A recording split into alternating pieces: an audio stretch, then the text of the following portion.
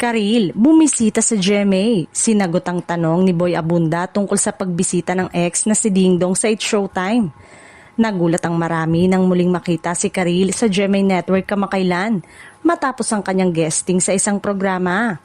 Sa kanyang panayam kay Boy Abunda, hindi na iwasang itanong ng King of Talk ang usap-usapan tungkol sa naging pagbisita ng kanyang ex-boyfriend na si Dingdong Dantes sa It's Showtime.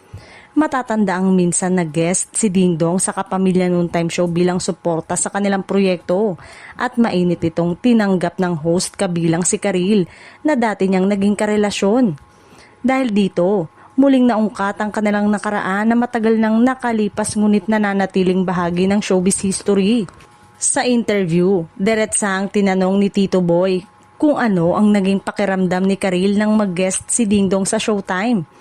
Simple ngunit makahulog ang sagot ng singer-actress. Masaya ako na nagkita kami in a professional setting. Wala naman talagang awkwardness kasi matagal na yon at pareho na kaming masaya sa kanya-kanyang buhay at pamilya.